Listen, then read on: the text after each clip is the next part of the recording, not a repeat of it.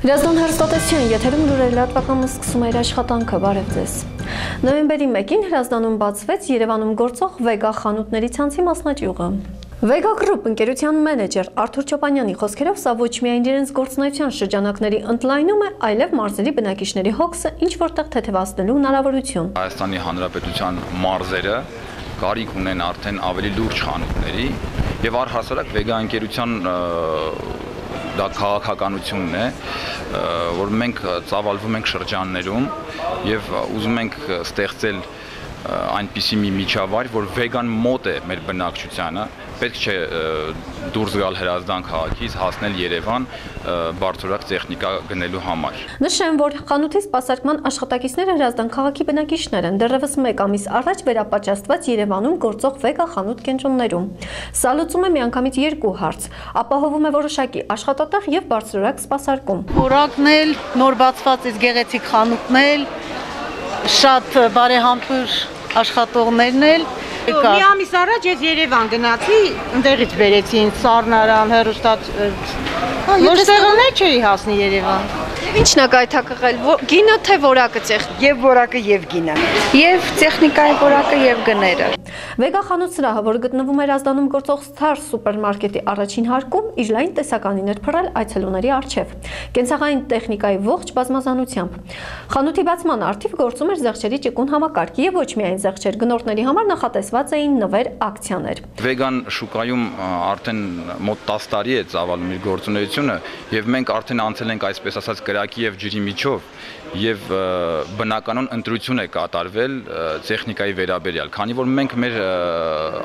ապրանքներին տալիս ենք միջև 3 տարի երաշխիք, ցանկացած խնդիր, որ առաջանում է հաճախորդի մոտ, դա իր խնդիրը չէ, դա մեր խնդիրն է։ Այդ իսկ պատճառով մենք ինքներս շահագրգռված ենք ներմուծել միայն բարձրորակ տեխնիկա, որպեսզի խուսափենք հետագա խնդիրներից։ Տեխնիկայի տեսականին թարմացվելու է ամեն օր։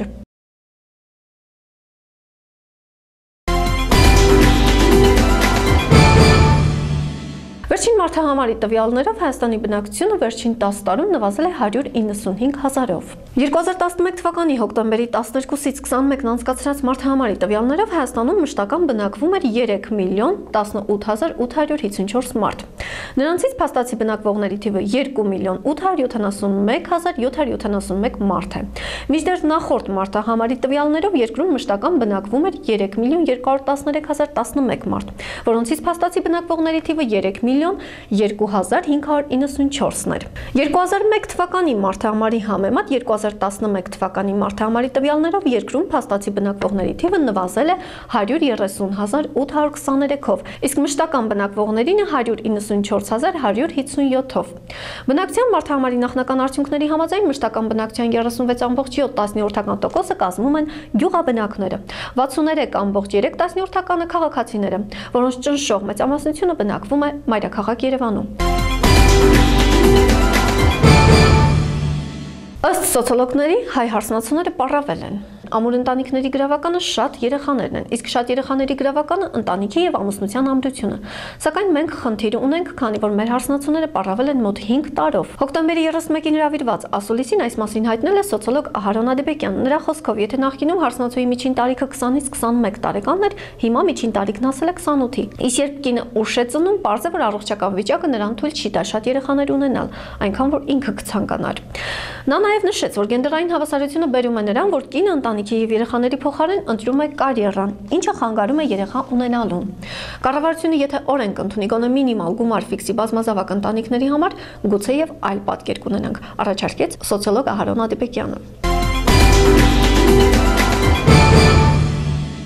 Միջազգային լրահոսից։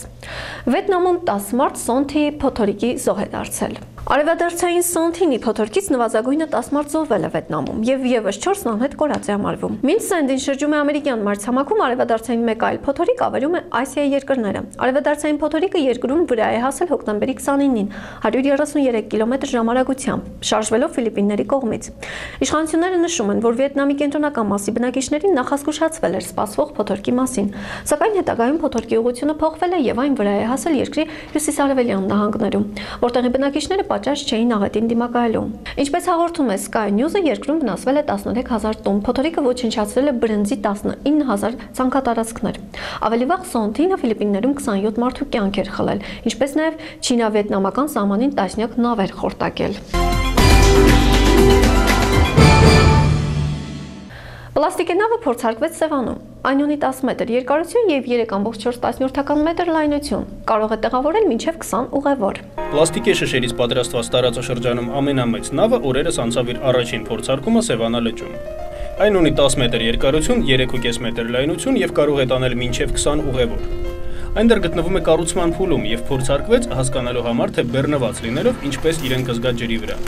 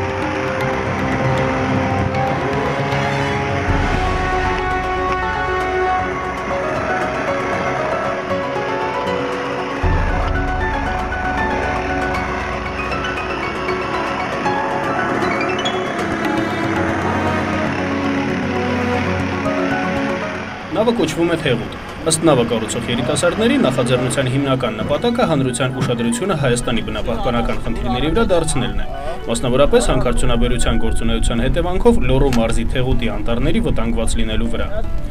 Փորձարկումը հաջող անցավ։ Հաջորդ փուլում նավի վրա կտեղադրվեն տախտակամած եւ պտտվող առագաստներ, որոնք եւ կգեներացնեն նավը շարժող ուժը։ Շարունակում ենք թողարկումը։ Հենրիկ Մխիթարյանը կրկին լավագույնն է։ Դոնեցկի Շախտյորի երկրպագուներն ակումբի պաշտոնական կայքում անցկացված հարցնամիջոցով որոշել են թիմի Չեմպիոնների լիգայի խմբային մրցաշարի առաջին շրջանի լավագույն խաղացողներին։ Հենրիկ Մխիթարյանը կրկին լավագույնն է։ Լավագույն խաղացողի հարցմամբ Հայաստանի հավաքականի ֆուտբոլիստն առաջ է անցել Տեյշերիայից եւ Պիատովից, իսկ Նոր Շելանդի դարպասի նրա գրաված առաջին գոլը ճանաչվել է լավագույնը։